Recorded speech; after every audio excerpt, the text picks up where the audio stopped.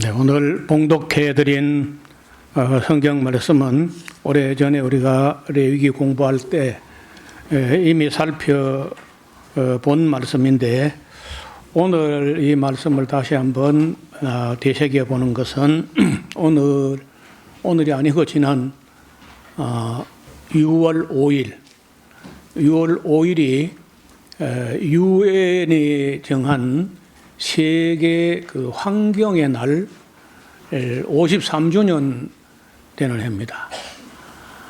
전에는 제가 환경주의를 또 환경의 날 가장 가까운 날에 환경주의를 특강을 하거나 설교를 하거나 했는데, 최근 여기 와서는 별로 그렇게 한 기억이 없는 것 같아요. 그래서 또 그 동안에 우리가 살아가는 이런 사회나 환경에 상당한 변화가 있었기 때문에 이 문제를 한 번은 말씀드릴 필요가 있다. 미리 또 말씀을 드리는데, 듣는 중에 여러분의 마음이 좀 불편할 수가 있다고 말씀드립니다. 그럼 왜 불편하냐 하면은 마음이 불편한 이유는 대개 어떤 오해가 있는 거예요. 그 다음에 나 자신의 오해로 말미암아서 불편할 수도 있고, 다른 사람의 오해로 말미암아서 마음이 불편할 수 있어요. 또 양쪽 다 오해가 쌓여가지고 불편할 수가 있습니다. 그래서 제가 듣기로는 지금까지 우리 한국교회 목회자들이 이 문제를 가지고 설교하는 걸 제가 거의 듣지 못했어요. 물론 제가 남의 설교를 다 들을 수도 없고 그럴 기회도 없고 능력도 안 되지만은, 그래도 관심이 있어서 누군가가 말하는 분이 있는가 싶어서 들어 귀를 기울여 보는데, 왜냐하면 이게 환경주의를 지나가고 나면은 이렇게 관심이 있다면은 그런 설교나 특강들이 유튜브라든지 어디에 뜨거든요. 전혀 우리 기독교는 환경에 관심이 없는 것 같습니다. 그리고 또 관심이 없는 정도가 아니고 오해를 많이 해요. 며칠 전에 어떤 신학자가, 그렇게 나이도 안 많은데 한 30대 후반이나 40대 초 젊은 신학자가 어떤 그 대담을 하는데, 왜 교회만 나가면은 상식에서 멀어지는가? 그 교회 나간 사람들은 상식이 안 통한다는 거예요. 말도 안 되는데도 아멘하고, 그 상식도 아니다도 아멘한다는 거예요. 왜 그렇게 할까? 그 이야기 아주 심각하게 하는 걸 제가 들었는데, 일정 부분 공감이 되기도 하고, 내가 봐도 그래요. 말도 안 되는데 아멘 한다는 거예요. 이렇게 하면 안 되거든요, 이게. 기독교는 상식 이하일 수는 없어요. 상식 이상이어야 되지. 그래서 왜 기독교인들이 다 상식 이하가 돼가지고 보수 극우파로 달려가느냐. 그런 이야기를 젊은 한 30대 후반이나 40대 초 신학자가 그런 얘기를 하는데, 상당히 심각하다는 생각을 저도 같이 하게 됩니다. 조금 앞을 보시면서 말씀을 드렸습니다. 이 환경주의의 특강처럼 이야기를 할 수밖에 없는데, 짧은 설교 한 편으로는 도무지 다룰 수가 없어가지고 시간 되는 데까지 최대한 말씀을 드리고, 또 모자라면은 다음 시간으로 조금 연장할 수도 있지 않겠나, 그런 생각을 합니다. 그래서 오늘은 환경 호르몬에 대해서는 환경 문제 전에도 자주 말씀드렸는데, 이거하고 이 환경 호르몬하고 성소수자 문제를 다룬 적은 없는 것 같아요. 제가 일생 동안에 한 번도. 그래서 사회가 많이 변했기 때문에 이 환경조일에 이 문제를 한번 다루는 게 좋겠다. 이걸 다루게 되면은 들으시는 우리 성도님들 마음에 꽤 불편한 생각이 들지 않겠나. 물론 다 듣고 이해가 되면은 이게 해소가 됩니다. 불편한 마음이. 저도 꽤 불편하고 기분 나쁘고 좀 그래 했던 사람이거든요. 내가 그런 경험 안 했으면은 이런 설교도 못할 텐데 저도 상당히 오해를 하고 있었고 또 세상이 그렇게까지 잘못된지는 모를 때 가진 생각으로 옛날에 설교를 한 적이 있어요. 그런데 그 사이에 세상이 제가 상상하는 것보다 너무 많이 잘못돼 버렸고 오염과 파괴가 도를 넘어섰다는 거예요. 그래서 오늘은 이 불편한 진실이라는 말 좀 낯선 말이긴 한데 이 말은 원래는 그 미국의 부통령을 지냈던 엘 고어, 다시 말하면은 조지 부시하고 함께 출마했다가 그 떨어진 사람인데 그 이후에 그는 슬라이드 영화를 만들었어요. 기후 변화로 인해 가지고 인류가 빠르게 멸망길로 갈 수 있다 하는 슬라이드 영화를 만들어 가지고 저도 그걸 오래전에 한번 봤는데 다시 한번 봤으면 싶은데 그 파일을 못 구했어요. 이 진실이라서 진실을 알면 마음이 편안해야 되는데 이상하게 진실을 알면은 마음이 불편해진다는 거예요. 그래서 inconvenient truth라고 이렇게 하는 이 유명한 말이 돼가지고 지금은 온 세계에 이 용어가 엘 고어 때문에 마치 그 한 시대 언어처럼 그렇게 정착이 되었습니다. 2006년에 개봉된 그 다큐멘터리 영화 기후변화의 심각성과 그 과학적인 증거를 대중에게 알리게 됐는데 제가 그 뒤에 어떤 생각을 했더랬냐면은 미국에서 대통령이 되었었더라면은 미국이나 세계 역사의 흐름이 다 바뀔 수 있었던 인물이 엘 고어가 아니냐. 근데 안 됐어요. 그래서 참 아쉽다는 생각을 합니다. 그러나 이제 엘 고어보다 42년이나 앞서서 미국의 여류 과학자 레이첼 하는 말은 우리말로 하면 라헬입니다. 라헬. 우리 성경에 라헬 하는 말을 미국 사람들 레이첼 그렇게 해요. 카슨이라는 여자인데 사실 처녀로 57세까지 사시고 돌아가셨어요. 그 놀랍게도 암이 걸려서 돌아가셨습니다. 근데 이분이 책을 하나 냈는데 1962년에 책이 나왔어요. 침묵의 봄이라고 하는 침묵의 봄, 사일런트 스프링이라고 하는 그 아주 유명한 책입니다. 그 환경 문제를 다루는 바이블과 같은 책이라고 할 수 있을 정도로 중요한 책입니다. 그래서 제가 우리 교회는 들어 소개도 하고 했는데 가장 그 심각한 문제는 그 당시는요 DDT라고 하는 뭐 원래는 농약이 아니고 나중에 이제 그 농약으로 막 이렇게 너무 남용됐는데 그게 사용되었던 기간은 그렇게 길지 않습니다. 짧은 기간 사용되다가 바로 그 독성 때문에 온 세계가 사용 중지가 됐는데 그래도 지금도 그 말라리아 모기가 너무 심한 아프리카 쪽에서는 사용하는 걸 금할 수 없어가지고 조금씩 사용되고 있는 걸로 드러나더라고 보니까.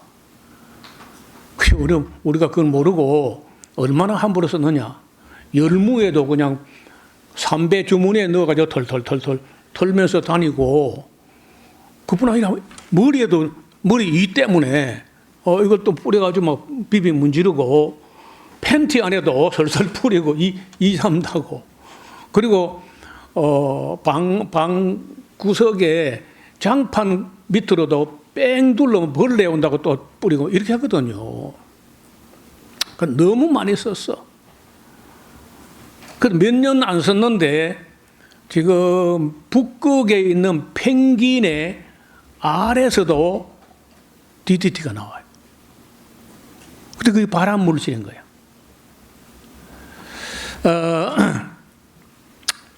그리고 이제 그 침묵의 봄이 나온 지 출판된 이제 30주년 되는 해에 그 레이첼 카슨의 제자 중에 디오 콜본, 여기 디오 콜본, 다이앤 디마노스키, 그리고 존 피터슨 마이어, 이 3인이 공동 저서를 냈는데, 무슨 책이냐면요, 도둑맞은 미래.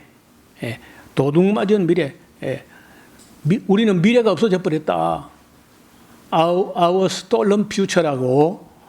미래가 없다. 우리가 지금 인류가 미래가 있는지 알고 뭐 희망 어쩌는데 미래 없다는 거예요. 끝났다는 거예요. 인류는 더 이상 나갈 수가 없고 피할 수도 없고 막을 수도 없고 돌이킬 수가 없는 데까지 왔다.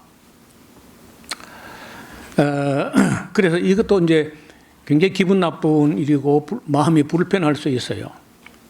그런데 이제 그 마음 불편한 이유를 좀 더 이해해 보자면은 왜 마음이 불편하냐? 이해와 소통의 부재.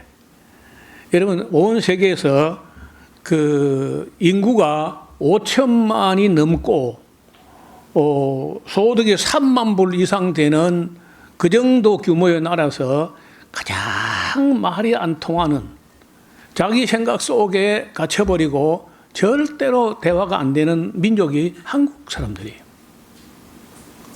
이거는 아주 뭐 세계적으로 이름이 났습니다. 한국 사람 말이 안 통한다고. 그리고 갈등이 심하고 분열이 심하고 대화가 안 되고, 대화를 하면 뭐 대놓고 화부터 내는 게 대화라는 거예요. 싸운다는 거예요. 그리고 상대방을 절대 용납 안 해. 이런 민족이 어쩌다가 이래 됐을까, 우리가. 여러분, 옛날에는요, 그 조선시대에는 임금하고 신하들하고 이게 소통이 안 되면 정치가 안 된다 해가지고 뭐를 가지고 소통하냐면요, 그 경전을 함께 연찬하고 연구하고 토론하는 경연이라는 것이죠. 경연. 거기에 임금도 반드시 참여를 합니다. 그래가지고 신하들하고 임금하고 충분히 소통이 되도록 그런 장치가 있었어요. 근데 지금까지 우리나라 대통령은요, 완전히 일방적으로 명령만 하고 토론이 없는 그런 식의 정치를 해왔고, 거기다가 이제 조금 더 거슬러 올라가면 나중에 제가 6.25 기념주일에 조금 왜 우리나라 사람들이 이렇게 대화가 안 되는지 그 뿌리를 좀 살펴볼 생각입니다. 어떻든 대화가 안 돼요. 한국 사람이 대화가 안 돼. 우리나라의 근본적인 문제고 소통의 부재는 본질적인 문제다. 그 다음에 들음과 납득이 또 잘 안 돼요. 듣는 게 잘 안 되고 말하는 건 하는데 듣는 걸 잘 못해요. 안 들으려 그래. 제가 방언 문제라든지 음식 문제라든지 환경 문제 이런 걸 정말로 오래전부터, 저는 25년이 넘었거든요. 왜냐하면 지금 여기 온 지가 8년 되고 그 마산서 12년 있어요. 그럼 20년이죠. 그 밀양에서 10년 있었는데, 그 밀양에 있을 때 이미 벌써 제가 환경 이야기를 방송에 나가서 했으니까 아무리 못해도 제가 환경 문제 이야기를 25년에서 28년 정도, 30년 조금 못돼서요. 그렇게 이야기했는데 퍼지지도 안 하고 목사들이 이 문제를 질문도 안 하고 문의도 안 하고 그 대화가 안 되고 듣질 않아요. 들으려고 하지 않는다는 거예요. 그러니까 납득도 안 돼요. 그 납득 안 되는 걸 끌고 가면요, 억지가 되고 독재가 되고 그렇습니다.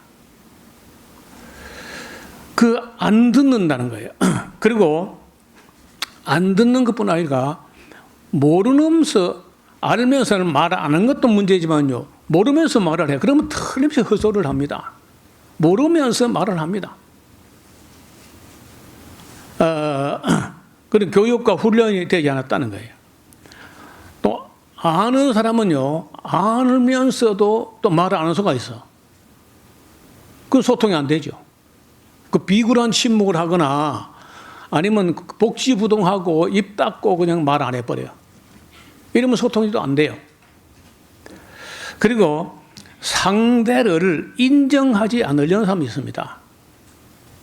여러분, 입났다 선거철이 지나갔으니까 제가 이런 이야기도 좀 할 수 있어요. 선거를 앞두고는요, 목사가 정치 선동한다 할까 싶어요. 일부러 아끼고 말을 참고 못할 수가 많습니다. 우리 성도들도 나는 저를 다 이해한다고 생각하지 않아요. 한 절반 정도는 내 말을 안 받아들이거나 안 믿거나 안 들으려고 하는 분이 있다고 생각합니다.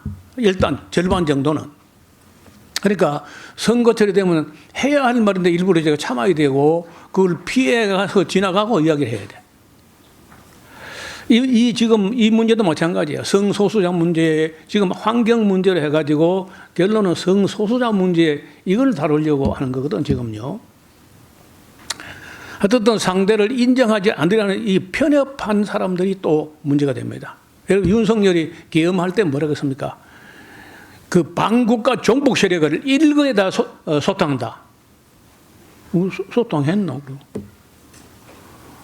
반국가 종북 세력이 어디 얼마나 있어가지고 계엄까지 해야 되는지. 그러니까 절대 안 듣습니다.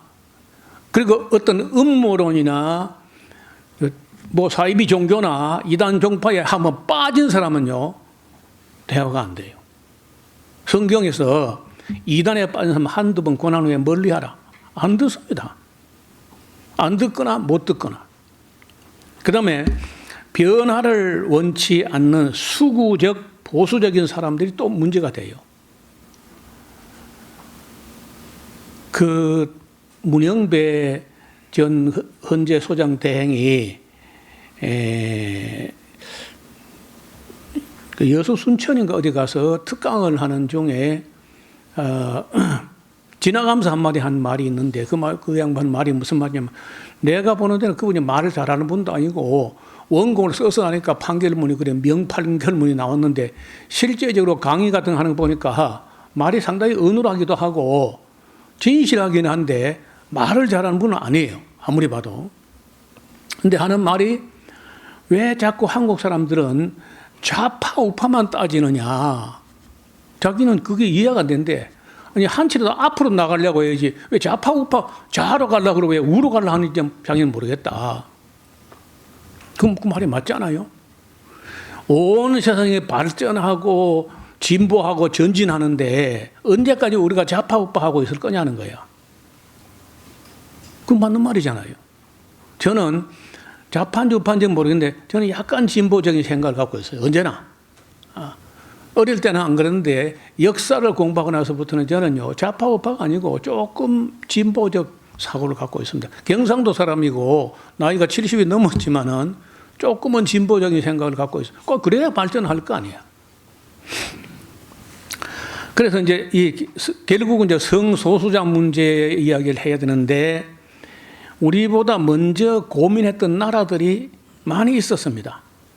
성소수자 문제를 가지고 우리나라는 지금 이 법이 2005년부터 본격적으로 상정이 됐는데 아직 통과 안 됐으니까 그게 다행인지 불행인지 모르겠으나 아직은 통과는 안 된 겁니다. 그런데 대통령 선거 끝나니까 바로 문제를 들고 나오더라고. 그래서 이제 좀 진보적인 생각을 가진 사람들은 이거는 이미 다 앞선 소위 말해 선진국이라는 나라는 전부 다 이미 다 통과된 법이고 우리나라만 지금 이러고 있다. 일본하고. 그런 입장이고, 보수적인 사람들 중에 기독교인들은 무조건 안 된다. 차별금지법은 안 된다. 차별금지법하고 성소수자는 무슨 상관이 있으며 환경 문제하고 그건 또 무슨 상관이 있느냐. 우리 기독교 목회자들은요, 아무 상관이 없고 무조건 동성애는 악이고 성경에 때려 죽이라 했으니까 안 된다. 그 수준이 그밖에 안 돼요. 동성애 물론 안 되지. 나는 한 번도 동성애를 찬성해 본 적이 없습니다. 그러나 이 동성애 문제만이 아니라 성소수자라는 분을 동성애라고 하지 않고 왜 성소수자라고 했느냐. 그런 것도 살펴보고 이해가 될 때까지 들어보고 읽어보고 법 정신을, 이게 법은요, 예방법이냐 아니면 처벌법이냐. 법을 세울 때, 법을 제정할 때 예방법이 있고 또 처벌법이 있고 그 다음에 그 양쪽이 다 걸려있는 법도 있고 한데, 저는 볼 때 지금 성소수자 문제, 환경 호르몬 문제는요, 예방법 차원은 지나갔어. 예방법은 뇌위기는 예방법이었어요. 그때로서는 환경이 오염 안 됐으니까. 지금은요, 예방은 틀렸습니다. 이미 너무 많이 오염됐고 온 세상이 다 오염됐고 미세 플라스틱이 없는 곳은요, 세상 아무 데도 없어. 그래서 피할 수도 없고 막을 수도 없고 돌이킬 수도 없고, 그럼 회복이 되느냐? 회복 안 돼요. 그래서 이제는 처벌을 한데, 처벌과 함께 처벌은 법정에 가서 하는 거고, 이 사회에서는 처벌은 우리가 못 하잖아요. 우리는 아무도 처벌을 할 수 있는 위치에 있지 않고 차별이 문제가 일어나요. 그래서 차별은 하지 말자, 차별해서는 안 된다 하는 법을 제정하자고 나왔는데, 우리나라 이제 10년 동안 법은 통과 안 되고 있습니다. 자, 그러면은 기독교 문화권에서 먼저 고민했고, 결국은 많은 고민과 갈등과 연구와 토론 과정을 통해 가지고 가장 합리적인 결정을 내린다고 내렸어요. 그래서 지금까지 이 문제가 사회적으로, 그러면 이 법이 통과되고 차별금지법이 통과돼 가지고 사회적으로 막 심각한 문제가 있었던 나라가 있느냐? 한 4건이 4건, 전 세계적으로. 그것도 미국에서 있었습니다. 그 어떤 문제냐면요, 성소수자가 결혼을 하는데 축하 케이크를 해달라고 했더니 케이크 집에서 안 해준 겁니다. 이게 미국의 법정까지 갔어요. 그 다음에 꽃다발, 성소수자가 결혼하는데 그 꽃다발을 주문했는데 안 해주겠다는 겁니다. 미국 기독교 구구파 사람들이 하는 짓이라. 그 다음에 화장실 문제, 성전환을 트랜스젠더라 그러는데, 우리나라 하리수와 같은, 그럼 원래 남자거든요. 그 남자로서의 성기능과 이런 게 없으니까 수술해서 남자로 만들 수가 없어가지고 남자로 만드는 게 굉장히 어려워요. 여자도 아니고 남자도 아닌 사람을 여자로 만드는 거는 좀 쉬운데 남자로 만드는 거는 거의 뭐 불가능하다. 아직은 세계적으로 안 되는 거예요. 그래서 결국 여자로 만들었잖아요. 그 여자로 만들어서 여자로서 성기 자체를 수술해가지고 여자처럼 하고 여성 호르몬도 먹어가면서 몸매라든지 머리카락 모든 걸 여자야 이제. 그런데 그 사람이 태어난 거는 원래는 남자인 거예요. 그럼 이런 사람이 그 여자 화장실에 가면 되느냐 안 되느냐? 여러분, 되는 거예요 안 되는 거예요? 아니, 소변은 봐야 될 거 아니에요. 이게 문제가 된 적이 있어요, 미국에서. 그 다음에 스포츠. 며칠 전에도 그 남자의 몸이 아닌 것처럼 남자도 아니고 여자도 아닌 사람을 또 남자로 수술하는 건 어려우니까 또 여성으로 성기를 만들어 수술해가지고 여성으로 이제 성전환을 했고 그렇게 다 등록이 다 끝났어요. 다 끝났는데 이 사람이 일반 사람 같은 문제가 안 되는데 스포츠 선수인 거예요. 해가지고 여자들하고 근육이 달라서 그런지 1등을 해버린 거야. 그러면 이게 문제가 되는 거예요. 그래서 지금까지 이 차별금지법을 제정해가지고 사회적 이슈가 되고 문제가 되는 거, 요 4건이 있습니다. 4건. 제가 조사를 해봤거든요. AI한테 물어보기도 하고. 4건이 있어서. 자, 잠깐요. 여기,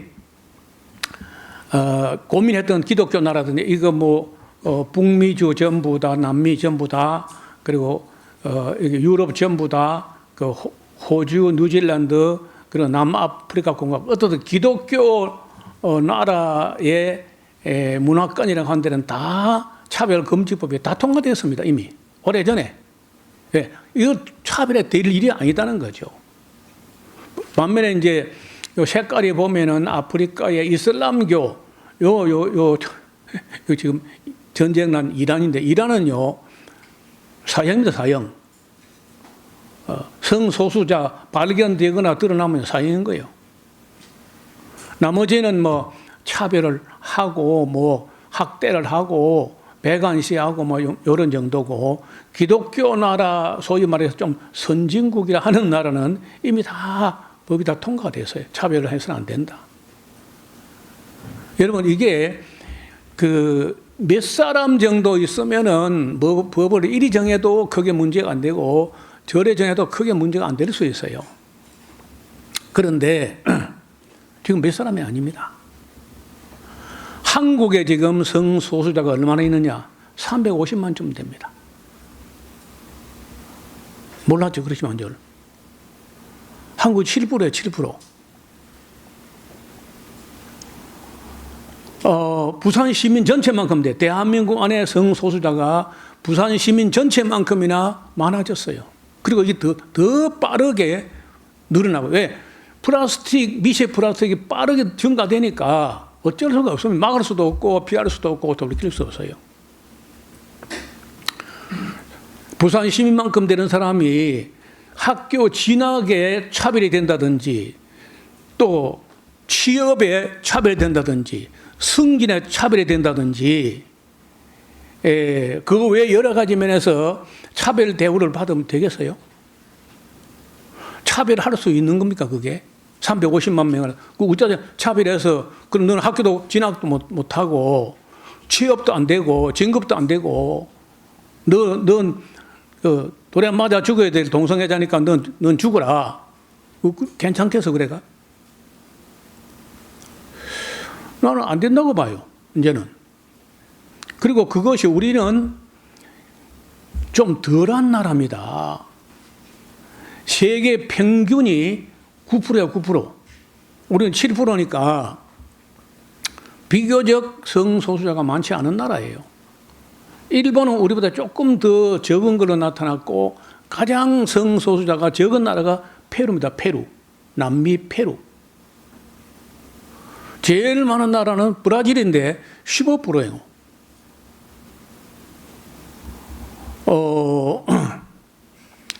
그 브라질은 2천만이 넘어요. 성소수자가 2천만, 그 차별해가지고 어떻게 되죠? 그래서 우리가 이런 문제를 좀 더 현실적으로 파악을 하고 나면은 우리 마음에 나는 우리 교회에는 성소수자가 아직은 내가 아는 데는 없는 걸 알고 있는데, 그 법 문제가 나올 때 그걸 바라보는 우리 마음이 좀 덜 불편했으면 좋겠다. 왜 이런 것이 문제가 되는지 양쪽 이야기를 어느 정도 다 들어서 이해해가지고 우리 마음이 좀 덜 불편했으면 좋겠다는 거예요.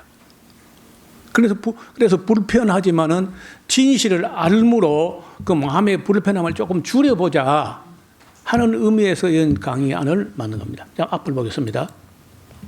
아까 말씀드린 책인데, 레이첼 카슨, 이게 여류과학자가 62년도에 침묵의 봄이란 책을 썼어요. 엄청나게 팔려나간 책입니다. 책이 나왔을 때는 초판이 아니고 날개 돋친듯 나가서 매진이 됐는데 얼마 있다가 처음 미국인이 들고 와서 이 저자를 욕을 했습니다. 그때가 62년도니까 62년도면요. 우리 박정희 대통령이 쿠데타를 한 게 하고 나서 1년, 2년밖에 안 돼. 그때니까 깜깜한 옛날이야.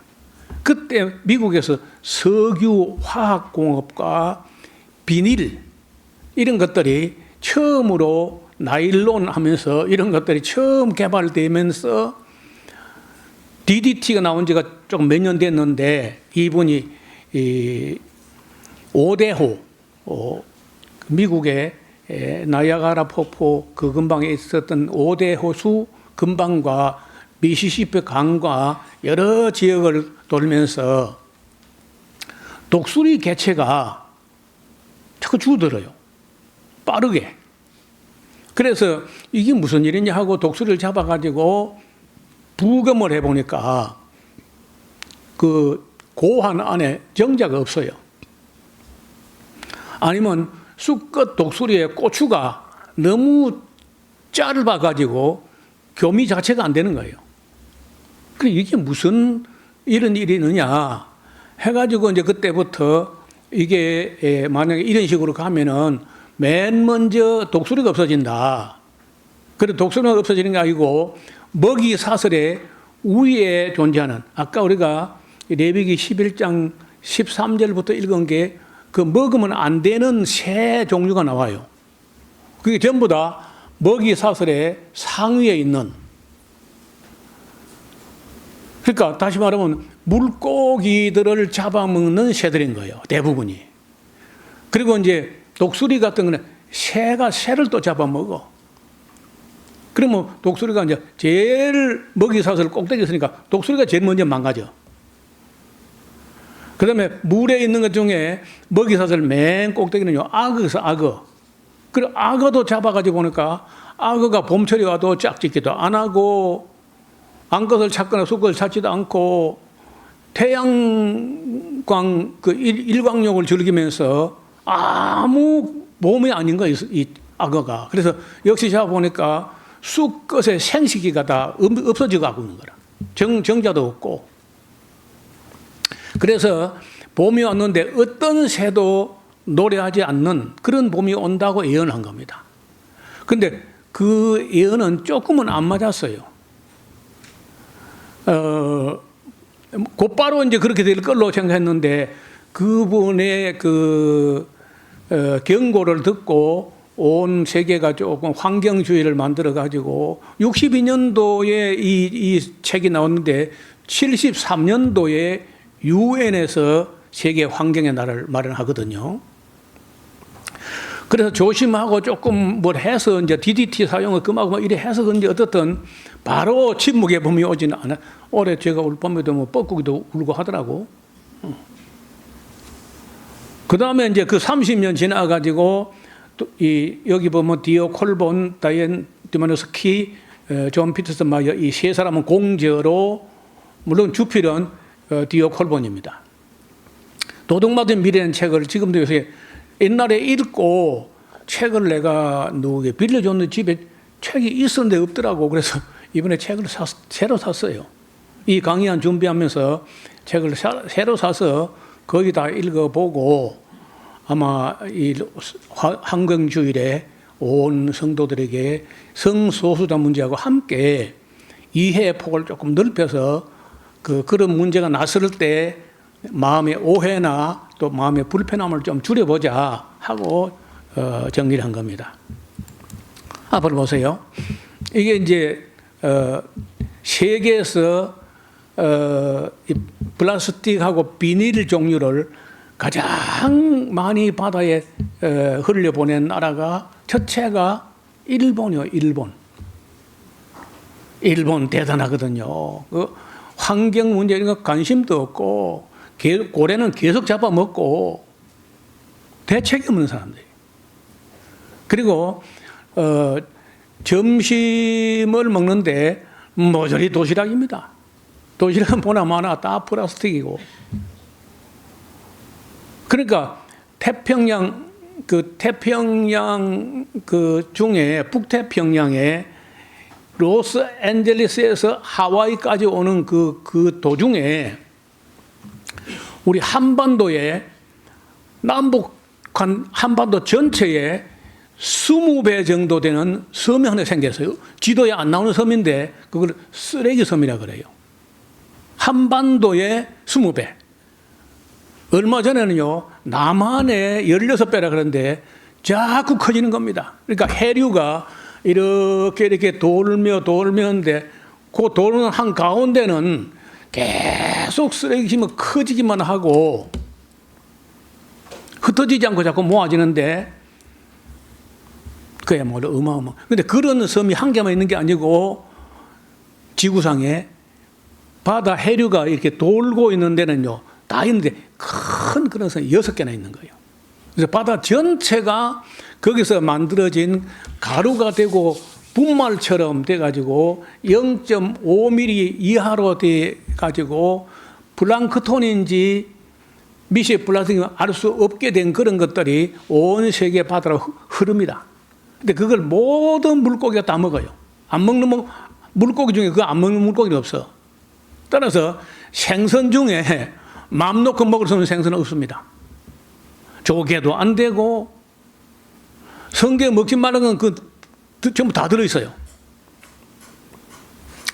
그리고 우리나라에 이런 쓰레기 산이 몇 개가 있느냐? 243개가 있어요. 쓰레기 산이. 이게 뭐 쓰레기 산이 전부 다. 여기 청정 지역인데 강원도 일부가 요 비어 있어요. 여기 산청입니다, 산청. 근데 산청도 쓰레기 소각장이 있어요. 산청하고 생비랑면하고 지금 이인호 집사님 가는 곳. 그 진주시하고 적경 지역인데 거기 산청인지 인주인지 모르겠어요. 소각장이 있습니다. 자, 그래서 앞을 보세요. 이게 태평양에 있는 쓰레기 섬이란데 여기 지금 조금 찍은 게 이 정도인데 이게 바다로 흘러 들어간 게 그렇고 육지에 쌓여 있는 건 아까 한반도에 200 몇십 개의 그런 산이 있고 강물에 녹아 있는 거 하면 이걸 다 하면은 사람 상상을 넘어서는 거예요. 조금 볼까요?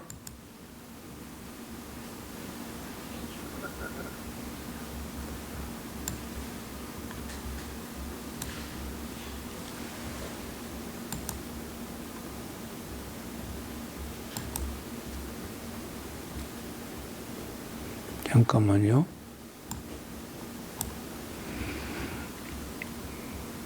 하고 6번째 대멸종. 이런 시대를 부르는 이름이 있습니다.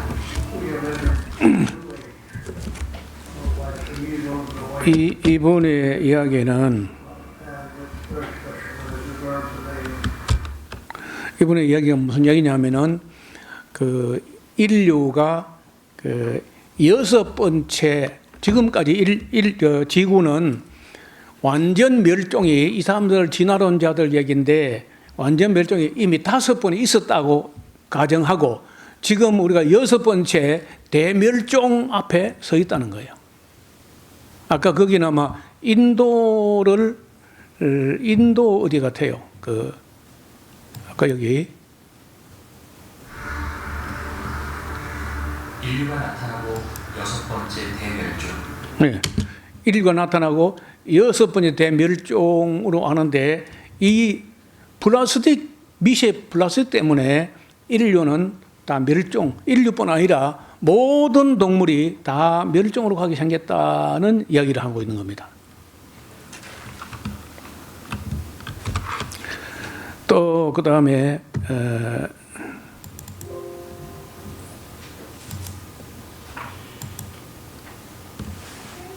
쓰레기도 계속 떠돌게 되는 것이죠. 줄리안 씨, 근데 뭐 플라스틱은 그렇다 치고 다른 쓰레기들, 그 외의 쓰레기들은 분해되는데 얼마나 걸릴까요? 이게 아까 말했던 것처럼 추출이긴 한데 빨대는 조금 얇게 되셔서 한 200년. 그러니까 최소 단위로 가도 200년. 빨대가 200년 분해되는데 200년 걸려.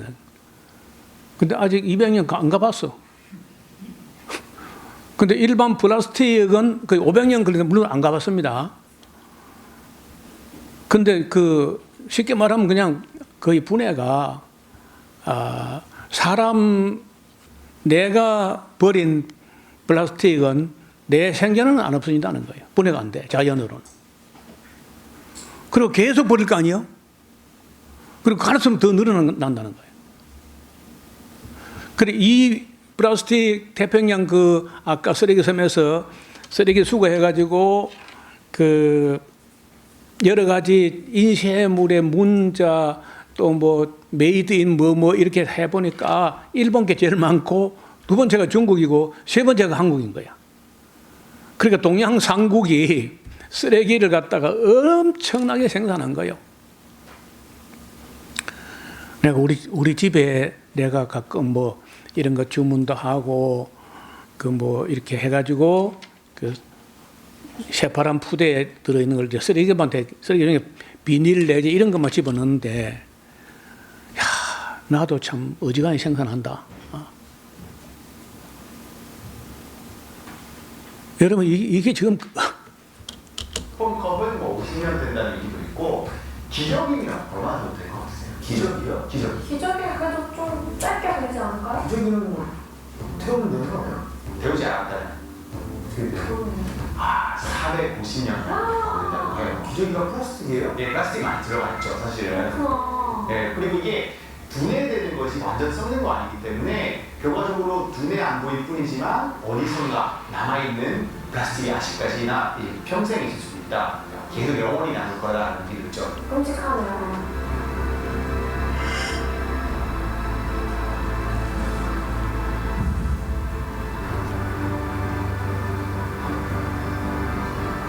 네, 그런데 이제 최근 이 쓰레기 섬에 새로운 문제가 또 발견됐습니다. 정도의 차이는 있지만 한 해 동안 이 바다로 흘러 들어가는 플라스틱 쓰레기 양이 매년 800만 톤에서 1000만 톤 이상으로 이렇게 추정이 되고 있는데요. 이 엄청난 양의 쓰레기가 매년 바다에 계속해서 유입이 되면서 이 쓰레기 섬의 규모가 경악할 정도로 팽창을 가는 겁니다.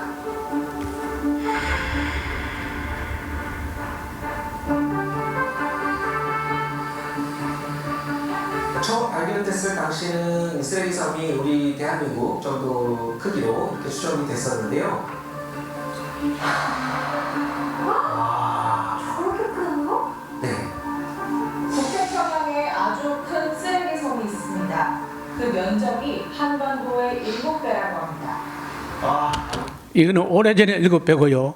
이게 TVN에서 만든 게 오래되었습니다. 지금은 20배, 한반도의 20배 정도. 자꾸 커지는 거예요. 제가 볼 때 마냥 커지는 게 아니고 언젠가 되면 거기서 모이던 것도 그 가장자리 쪽에서 또 바깥으로 퍼져나갈 걸로 봐요. 이 돌다 보면은. 그럼 온 세계 바다가 다 망가지는데 지금 벌써 20배라고 하니까요. 누군 같아요, 생각하는. 그게 2020년대에 들어서면서는 약 160만 제곱킬로미터, 그러니까 대한민국 영토의 그럼 120만이면 남한의 12배. 16배 정도 될 정도로 이제 뭉치. 지금도 16배. 지금 현재는 20배. 바다에 이렇게 거대한 쓰레기 섬이 있다는 게 상상이 되시나요? 자, 줄리안 씨, 저기에 쓰레기를 가장 많이 보낸 나라 어디입니까? 안 그래도 2022년도에 쓰레기선에서 막대한 지분을 차지하고 있는 나라들이 이제 바뀌긴 했어요. 이게 거기 있던 쓰레기들 한 6,000개 정도를 이제 바다에서 꺼내가지고 거기 있는 상표라거나 로고를 확인해서 메이드 인 어디? 그렇죠. 메이드는 어디 확인하면 이제 어떤 나라에서 왔는지 알 수 있잖아요.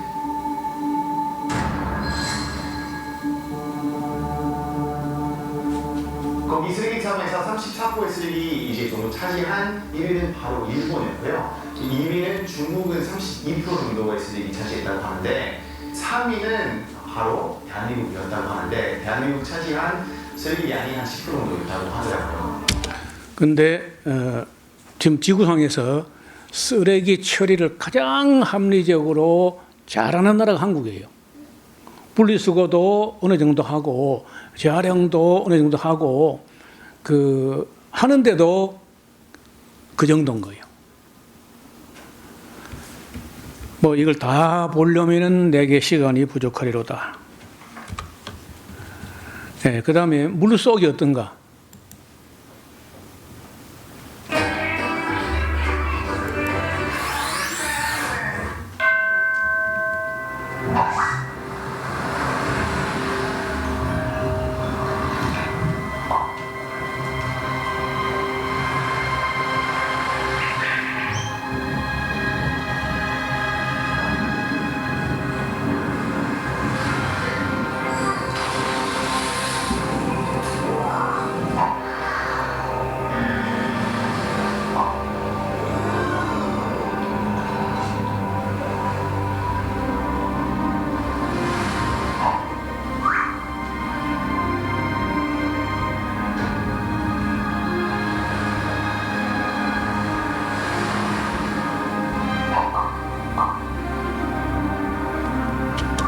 이 사람이 엘 고어라는 사람인데 불편한 진실이라는 슬라이드 영화를 만들었던 분이에요.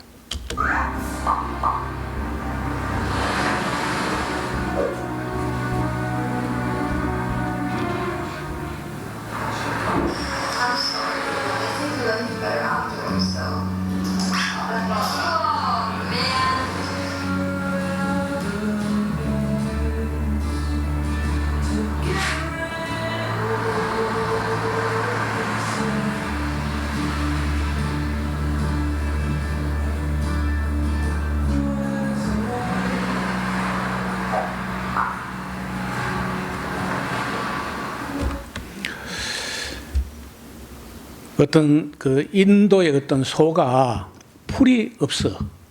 소를 안 잡아먹으니까 소는 너무 많고 풀은 없고 배는 고프니까 뭐든지 음식물 냄새만 나면은 그 소가 다 주워 먹었어. 그중에 제일 많이 먹은 게 뭐냐? 플라스틱을 먹은 거예요. 비닐을. 비닐봉지, 음식 쌌던 비닐봉지에 음식 냄새 나니까 그걸 꼭꼭 씹어서 먹었는데 소 한 마리 안에서 나온 비닐이 71kg 나온 거예요. 71kg.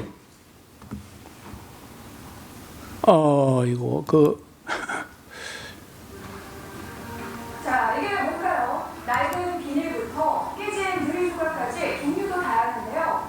떠돌이 소의 배에서 나온 플라스틱 쓰레기라고 합니다. 그 양만 무려 71kg에 달한다는데요. 지난달 말 이 소는 인도 북부의 교통사고를 당해 병원으로 옮겨졌다고 합니다. 의료진이 확인해보니 새끼를 뵌 암소였는데 배를 가르자 죽은 새끼와 함께 쓰레기가 가득했다고 하는데요. 인도에서는 소를 신성시에 먹거나 도살하는 게 금지돼 있어서 키우던 소가 늙으면 폐기보다 버려진다고 합니다. 갑주된 떠돌이 소는 거리에 버려진 플라스틱 쓰레기를 먹게 된다는데요. 이렇게 연간 1000마리 떠돌이 소가 플라스틱 쓰레기를 먹고 목숨을 잃고 있다고 합니다. 죽기는 그래도 그것 때문에 죽은 건 아니고 교통사고로 죽었어. 근데 배를 가려고 보니까 안에서 71kg의 비닐이 나왔다는 거예요. 여러분, 인간은요, 모든 만물을 괴롭히는 인간이 만물의 영장도 아니고 만물의 제사장도 아니고 만물의 천적이 됐습니다. 모든 생명을 인간이 괴롭게 해요. 망가뜨리고 오염시키고. 자, 그 다음에 여기 아까 북태평양의 쓰레기 섬의 면적이 요 조사할 때는 남한의 16배 정도인데 지금은 한반도의 20배 정도로 커졌다고 하니까 심지어 공기 중에도 미세 플라스틱이 숨 쉬는 데 들어옵니다. 숨 쉬는 데. 그래서 저와 여러분의 뇌 안에 미세 플라스틱 없는 사람 없어요. 뇌 안에 있어, 뇌 안에. 혈관에도. 그리고 그 안에는 플라스틱 안에 있는 프탈레이트나 비스페놀 A나 노닐페놀이나 이런 것들이 있고 인도의 아까 그 어마어마한 쓰레기 산에서는요 가만 놔둬도 자연 발화가 일어나요. 그게 또 플라스틱 비닐이니까 불이 붙으면 잘 꺼지도 안 하고 그 연기가 나오면 그의 독성 물질 다이옥신이 나온다는 거예요. 불을 안 질러도 불이 저절로 열이 올라가면 불이 나온다는 거예요. 찰스 무어라는 사람이 아까 그 하와이하고 캘리포니아 쪽으로 왔다 갔다 가는 요트를 가지고 해양학자이면서 요트 선장인데 이분이 그 발견을 해가지고 세상에 알려졌어요. 여러분 우리가 중국이나 한국이나 일본에서 그 항공기를 통해서 미국이나 이렇게 가면요, 그래 안 갑니다. 저 알라스카 쪽으로 해가지고 이렇게 가요.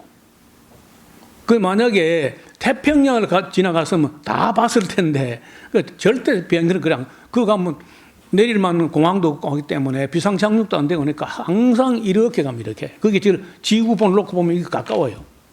그걸 몰랐다가 찰스 무어라는 이 요트 선장이 발견해가지고 온 세계에 알려지면서 그 73년도 1973년도에 알려졌는데 지금은 그 L고는요 거기에 주민으로 서민이니까 주민으로 등록하고 여권도 발권 받아가지고 그 가보고 이렇게 한다는 거예요. 그래서 우리가 우리 주변뿐만 아니라 상추 우리가 그 빗물 속에 미세 플라스틱이 올라갔다가 내려와가지고 그 땅에 내렸는데 거기에 상추의 물관 속에 미세 플라스틱이 발견된 거예요. 쌀 알갱이 안에서 미세 플라스틱이 나왔어요. 한국의 학자가 찾아서 조사를 한 겁니다. 그래서 피할 수도 없고 막을 수도 없고 돌이킬 수도 없을 정도로 이렇게 되는 바람에 뭐가 생기느냐? 남자들의 생식기 안에 고환 안에 정자가 안 생기고 그리고 어떤 애는요 고추가 아예 그냥 생기다 말아버려. 남자 성기 길이가 1cm도 안 되고 2cm도 안 되고 이런 사람도 있어요. 그리고 결혼도 안 되고 이렇게 해가지고 이게 한꺼번에 지금 총 생긴 지구 2025년도 지구촌 인구가 82억 3천만이에요. 그 82억 3천만에다가 9%라고 하니까 9를 곱하면요 82억 9 이렇게 하면은 7억 3천만 유럽 인구 전체만큼이나 성소수자인 거야.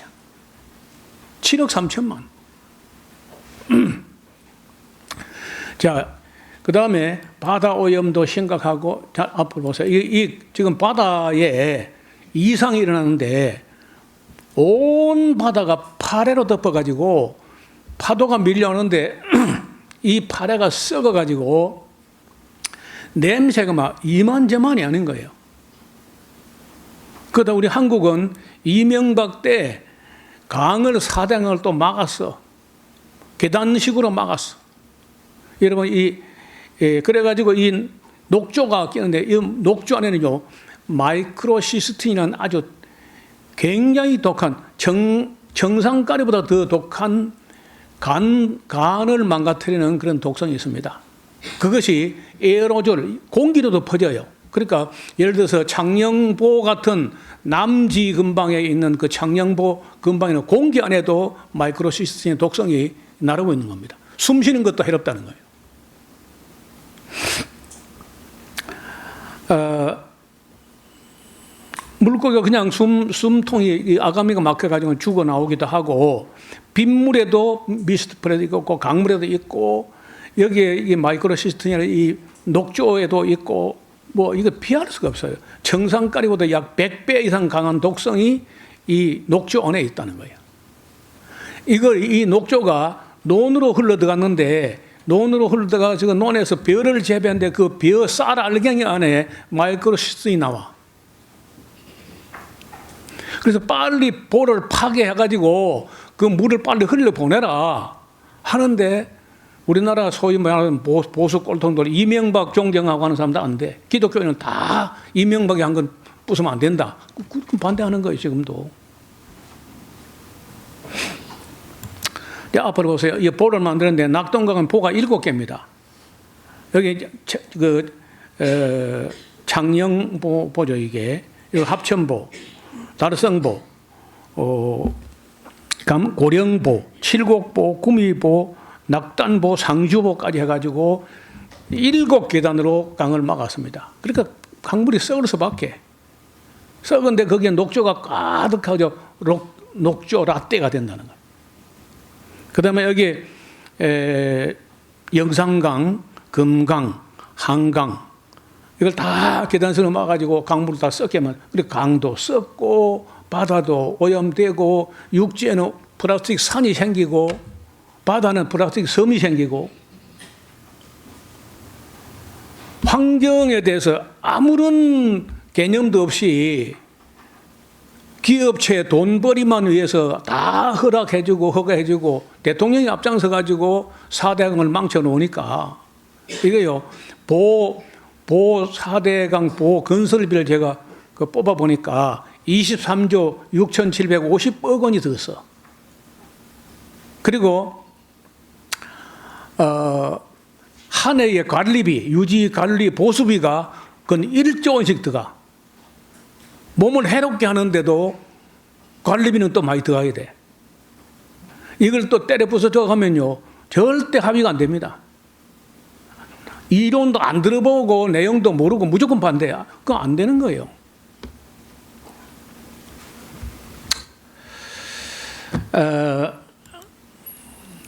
환경 무엇이 문제인가? 지구는 얼마나 원래 아름답고 풍성한 그런 별이었는가? 여러분 여기 이 식물 종류가 35만 종에서 40만 종, 그리고 동물 종류가 150만 종에서 200만 종. 이렇게 생물의 동물 종류의 곤충까지 다 하면은요 777만 내지 870만 정도 그렇게 생명이 다양했는데 해마다 여러 수십 종, 수백 종의 생물이 사라지고 있습니다. 인간 때문에. 그리고 이제 결국은 인간이 사라지는 거예요. 연간 없어지는 종이 54,700종이 없어지거나 73,000종이 사라진다고 보고가 있습니다. 그리고 이제 아까 말씀드린 환경 호르몬, 이게 바로 성소수자 문제와 직결되어 있는데 비스페놀 A라든지 프탈레이트, 다이옥신, PCB, 폴리음화비페닐 하는 문제, 유기염소계, DDT, 중금속, 나카드뮴, 수은 등 파라벤 트리콜로산, 식물성 에스트로겐, 그 다음에 이 외에도 아직 밝혀지지 않은 거 다 하면은 무려 추정되기로 이 환경 호르몬 종류가 103종 종류가 추정 물질이 생겼다는데 이게 전부 인간이 인위적으로 만들어서 나온 겁니다. 자연이 나온 게 아니고. 이 사진은 제가 오래전에 소개했던 바 있는데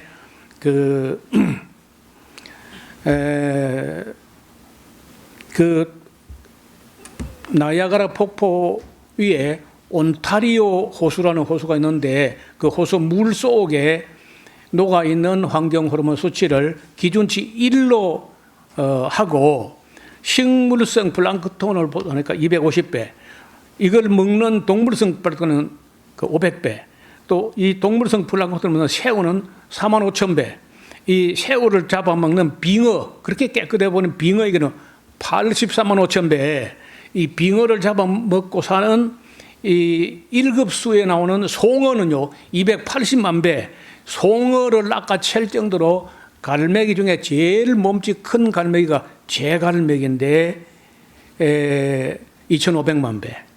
만약에 제갈매기를 사람이 잡아먹으면은 2억 5천만 배, 물보다. 예를 들어서 레위기 11장 아까 보면요 갈매기를 먹지 말라고 되어 있어요.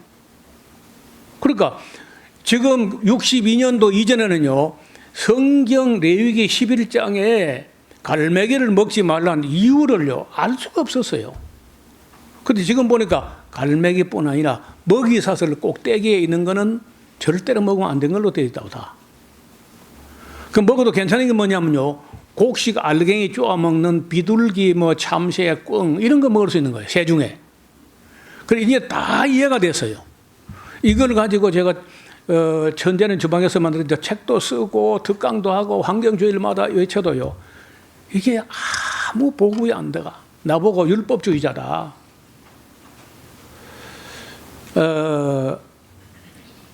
앞으로 보세요. 이렇게 이제 이 플랑크톤에서 작은 물고기, 큰 물고기, 맨 큰 물고기는 이제 고래죠, 고래.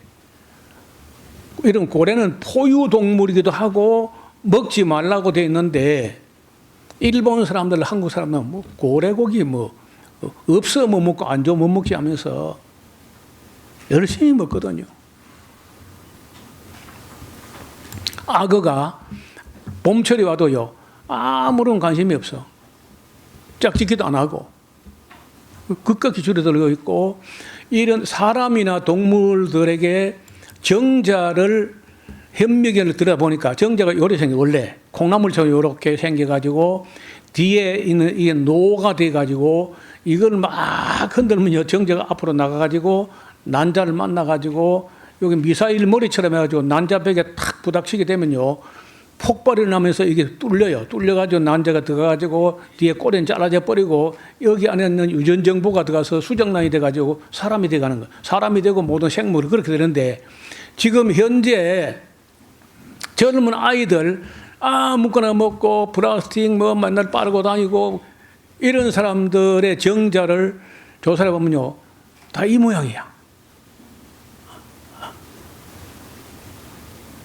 머리가 너무 큰 거, 머리가 너무 작은 거, 머리가 2개인 거, 꼬리가 2개인 거, 머리가 K형인 거, 괴상망측하게 돼가지고 아기를 낳고 싶어도 못 낳아요. 또 어떤 애들은, 어떤 사람은요, 결혼 자체를 할 마음이 없어. 성정체성 혼란, 성지향성 혼란. 성지향성이란 건 무슨 말이냐? 남자면은 당연히 여자를 좋아해야 돼. 근데 남자인데 남자를 좋아하는 사람도 있고, 남자인데 남자 여자 다 좋아하는 사람도 있고, 남자고 여자고 다 싫어하는 사람도 있어요. 그래서 이걸 전부 다 묶으니까 종류가 한 7종류가 되는데, 동성애만 있는 게 아닙니다. 양성애도 있고 무성애도 있고 인터섹슈얼도 있고 뭐 별 종류가 있어가지고, 그야말로 이 성적인 성지향성과 성정체성이 대혼란에 빠진 사람이 7억 3천만이 넘었어. 이 사람들 어떻게 살아야 되죠? 제가 조금 보겠습니다. 하나만 더 볼게요. 2025년도 세계 인구는 82억 3천만 정도 됩니다. 여기다가 82억 정도만 해가지고 9%라니까 7억 3,800만 명이 성소수자인데, 밝혀지고 드러나고 파악된 것만 그래. 영 어린아이는 파악이 안 되고, 숨기고 부끄럽고 해서 숨기고 감추는 사람들 다 파악하면요, 이미 10억을 넘었다고 봅니다. 10명 내지 8명 중에 하나는 성소수자인 거예요. 우리 교회 같으면 여기 한 5명은 이제 나와야 돼요. 미국 세계 평균 하면요, 우리 교인 정도 될 때 한 5명 성소수자인 거예요. 그러면 그 성소수자, 넌 동성애자고 뭐 죄를 지었으니까 세례도 받으면 안 되고, 예수도 믿으면 안 되고, 천국도 가면 안 되고, 학교도 가면 안 되고, 취업도 안 되고, 진급도 안 되고, 그런 식으로 차별하면 되겠는가 하는 거예요. 그럼 누가 가해자냐 하면요, 그 사람 성소수자는 사실은 피해자고, 누가 가해자냐? 사회가 가해자인 거예요. 우리 사회 전체가.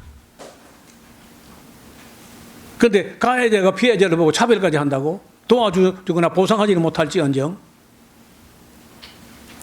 그래서 이런 문제를 공론화하고 방송 토론, TV 토론, 정치가 아무것도 아니고 그걸 할 게 아니고, 정치는 누가 하든 별 문제가 아니야, 그는. 이보다 더 큰 문제는 없어요. 인류가 봉착하면 전쟁도 전쟁은 다 죽이지 않잖아요. 이거는요, 이거 지금 우리가 막지 못하면요, 인류는 끝장납니다. 정말 자기들 말대로 6번째 대멸종이 오는 거예요.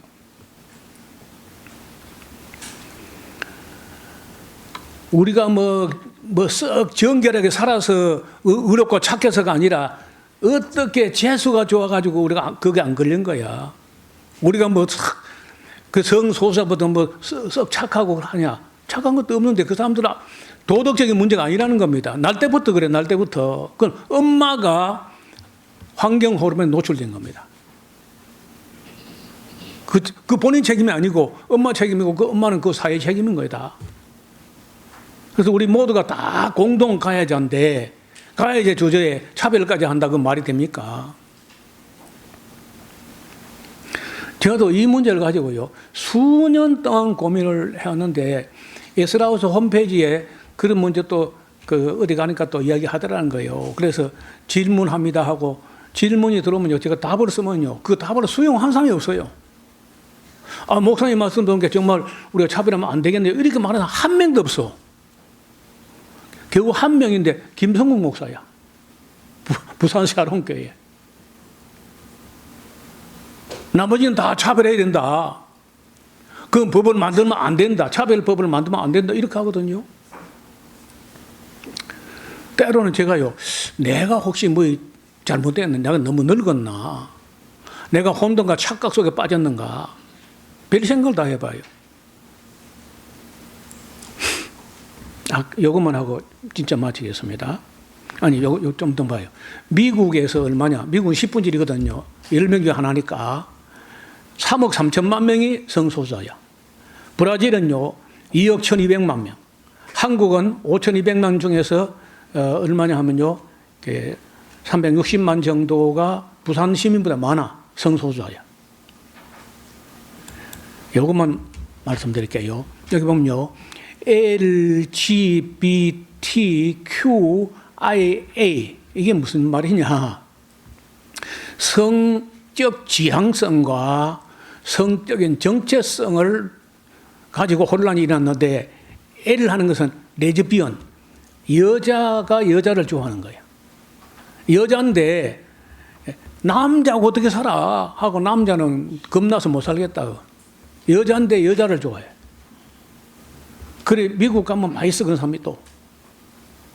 그 다음에, 게이라고 하는 건 이제 남자인데 또 여자를 안 좋아하고 남자를 좋아해. 이거 성정체성, 성지향성 장애거든요. 그 다음에, 바이섹슈얼. 이거는요, 남성에게도 끌리고, 여성에게도 끌리고, 꼼지락 하면 그냥 끌려. 남자건 여자건 움직이는, 심지어 동물도 좋아해. 개를 보고 성욕을 느끼거나, 이렇게 한다는 거예요. 그 다음에, 트랜스젠더, T는 트랜스젠더, 이제 하리수처럼, 아예 그냥 성기 자체를, 여성으로, 남성으로 바꾸지 못하니까 여성으로 바꿔버린 사람들. 그 다음에 이제 이 퀴어라고 하는 건 이제 Q라고 표현하는데, 퀴어는 이상하다, 이상하다 하고, 퀘스처닝 하는 건, 의문이다. 참, 알 수도 없다. 이상한, 그러니까 사람이 그냥 거의 정신병에 가까울 정도로 이것도 아니고 저것도 아니고 이렇게 혼란스러워 하는 사람들이 있는 거예요. 그 다음에 인터섹슈얼이라고 하는 건 이 사람들은 또, 염색체가 혼란스러워요. 여자도 아니고 남자도 아닌 게, 그리고 분비하는 호르몬도 혼란스러워. 그 다음에, A라고 하는 것은, 섹슈얼. 성이 없어. 남성도 없고 여성도 아니야. 아무것도 아니고 이상한, 그냥 동물, 그냥 동물. 남자도 아니고 여자도 아니고. 그런데 여러분, 미국의 극보수, 공화당 극보수가 트럼프잖아요, 트럼프. 이렇게 미국에 3,300만이 성 정체성과 성 지향성 혼란을 겪고 있는데 미국에는 성은 남자 여자 두 가지밖에 없다고 이제 나머지 차별하겠다는 거 아닙니까 지금 현재. 그래 한국 사람들 중에 트럼프를 좋아하는 사람 중 그 말이 맞다는 거야. 남자 여자밖에 없는 거다. 그랬으면 좋지. 그래 현실이 그러냐고. 이미 7억 3,800만이 성소수자가 되어 있는데 본인 책임이 아니지 않습니까? 트럼프 같은 뭐 자기 정부 내에서 그런 사람이 있으면 다 쫓아낼 겁니다. 그 차별하는 거죠. 만약 취업이 안 되면 죽어야 되는 거 아니야? 취업이 안 되면은. 본인 책임이 아닌데.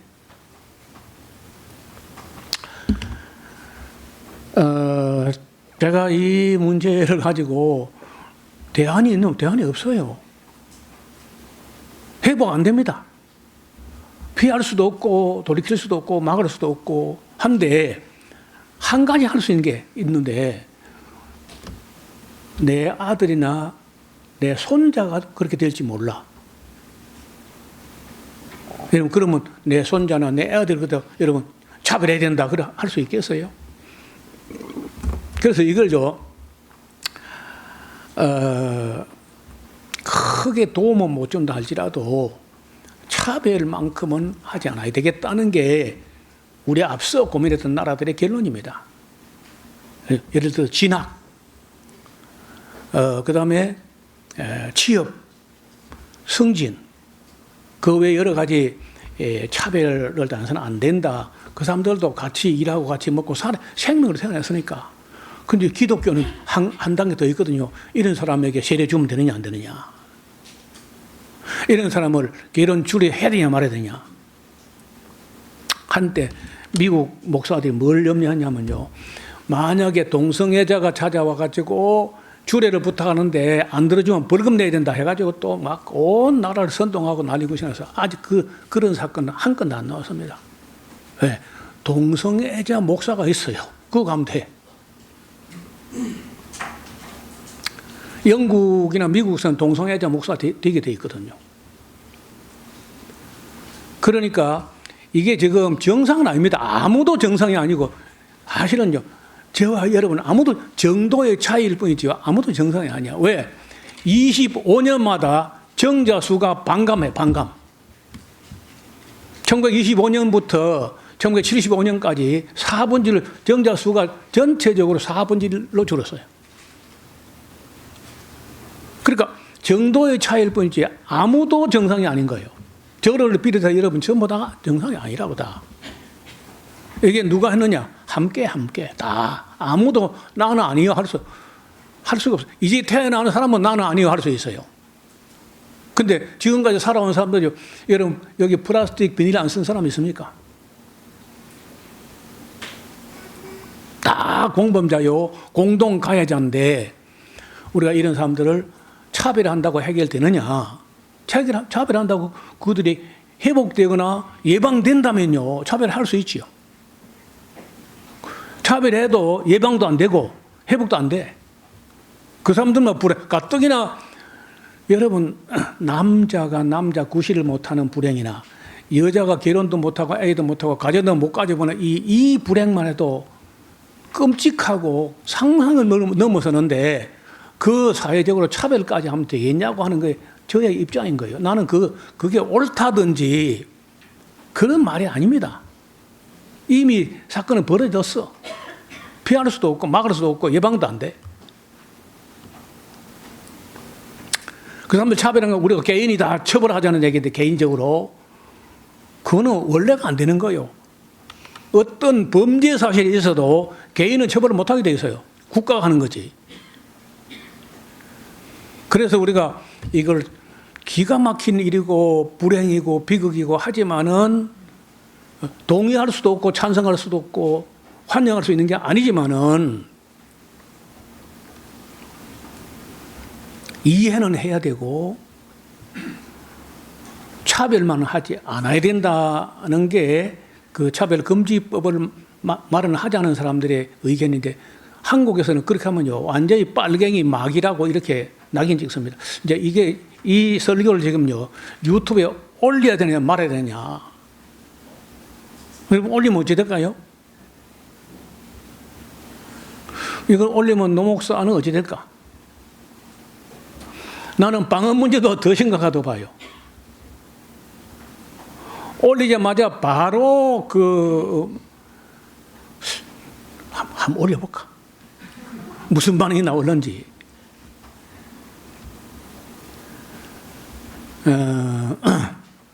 아직 고민 중이에요. 올릴 것이냐 말까. 나는 우리 성도들만큼이라도 이런 문제가 이슈가 되었을 때 이해할 수 있고 우리 마음이라도 좀 덜 불편했으면 좋겠다.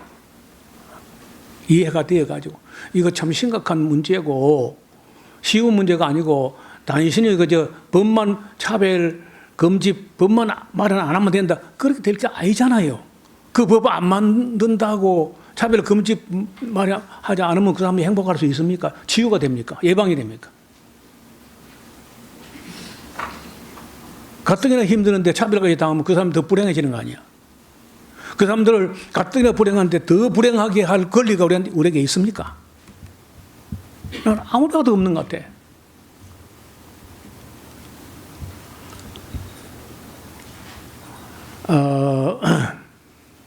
네, 중요한 핵심은 다 말씀을 드렸는데 제가 점심 먹고 가서 다시 한번 남은 부분을 살펴보고 이것도 보충해야 되겠다 싶으면 오후에 조금 더 연장을 하고 이만해도 우리 성도들 수준이 다 알아듣지 않겠나 충분히 이해가 안 됐겠나 싶으면 그냥 시편 진도를 나가려고 합니다.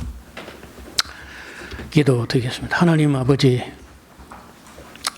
이게 무슨 이런 비극이 왔는지 우리가 예사로 레위기는 재미없는 책이고 구원과 상관없으니까 아무거나 먹어도 된다. 그저 감사함으로 먹으면 버릴 게 없다. 믿음으로 먹으면 다 괜찮다.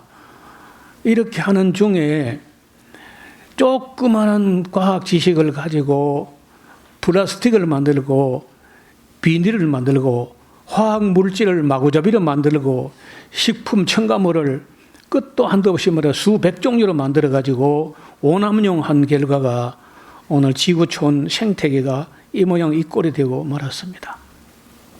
아버지 하나님, 저 같은 사람이 알았으면서도 무능하고 또 교회는 알지도 못하고 차별만 금지법만 말은 안 하면 된다는 이런 말도 안 되는 상황에 빠져 있는데 아무도 바른 말을 하는 사람이 나타나지 않았습니다.